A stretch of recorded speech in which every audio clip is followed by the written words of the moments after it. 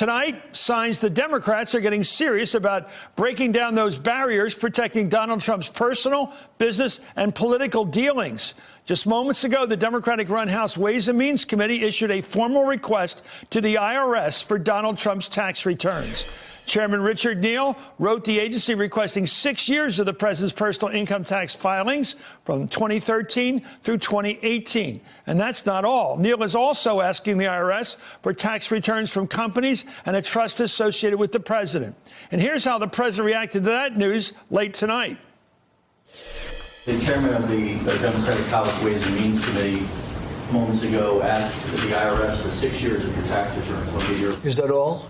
That's all. Oh, usually it's 10, so I guess they're giving up.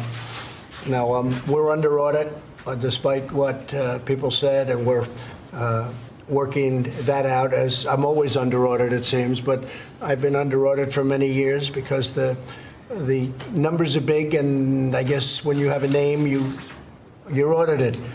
But until such time as I'm not under audit, I would not be inclined to do that. Thank you. Well, he pointed out two facts which are not really related, that he's very rich and he's very famous. But the request did not go to him, Mr. President. It went to the IRS for your tax returns.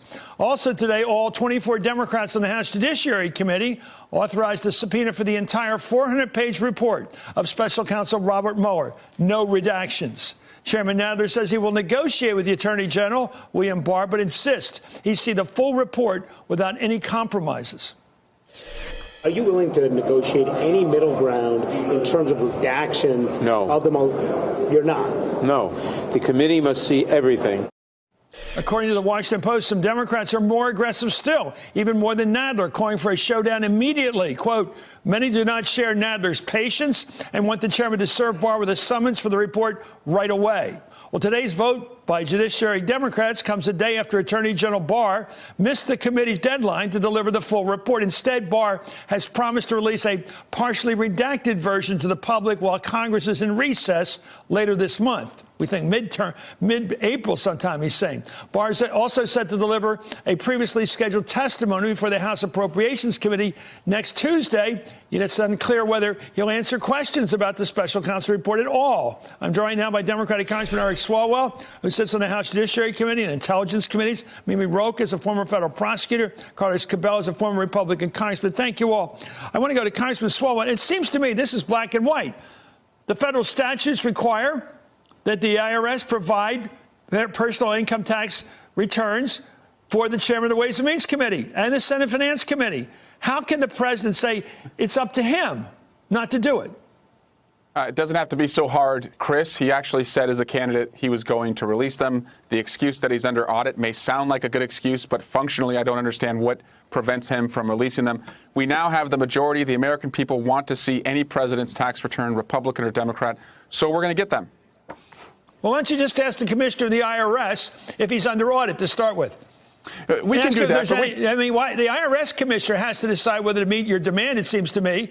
The IRS is being asked for these tax returns, and under law they have to provide them. What's Trump's mouth have to do with this? How can he even get in this conversation? I don't understand it. Yeah, and I don't want to play into his semantics. I just want the tax returns because we should know, the financial history of a person who leads the largest, economy and government in the world. And so let's just get that. And for a guy who always says he has nothing to hide, again, he sure sounds like he has something to hide. Now we're in a position to get the taxes. We're going to get them. It just may not be as fast as we want, but we're going to fight, and the law's on our side, and the courts will be on our side. Well, we'll find out if some of these appointees are toadies or not, like at the IRS. Anyway, for over 3 years now, the president has claimed that it's an IRS audit that's preventing him from releasing his tax returns, as he promised at one point. Let's watch. I will absolutely give my return, but I'm being audited now for 2 or 3 years, so I can't do it until the audit is finished, obviously. It's under audit. I'll release them when the audit's completed. My tax returns are very simple. They're under a minor audit, routine audit, as they have been for many years. Every year I get audited. At the appropriate time, I will release them. But right now I'm under routine audit. Nobody cares. The only one that cares about my tax returns are the reporters. Okay. You don't think the American public is concerned about that? No, I don't think so. I won. I became president. No, I don't think they care at all. If the audit is still on, you will not turn over the tax returns, or you'll fight to When it's block under it? audit, no, nobody would. Nobody turns over a return when it's under audit.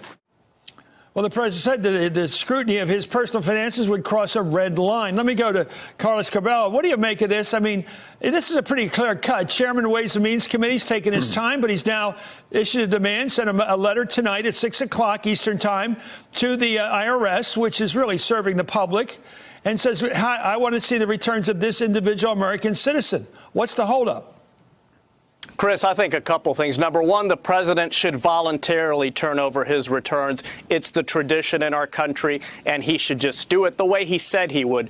Number two, we should change the law to compel every presidential candidate by a certain date to release their returns for X number of years. Members of Congress can decide what makes most sense. I will say that in terms of Chairman Neal making this request, there are some risks for Democrats, in my opinion. The spirit of the law is that the Ways and Means Committee chairman and the Senate Finance Committee chairman can request these records in an effort or as they are attempting to conduct oversight of the IRS. I think this is a little outside that scope, so I do think we should change the law. I think regardless of the law, the president should release his returns, but I do think that this could be a dangerous precedent. And you think what would happen? What would be the boomerang here? Well, this is something that's arbitrary in nature, and we would be setting a precedent that the Ways and Means Committee or the Senate Finance Committee can request anyone's tax returns for any reason at any time.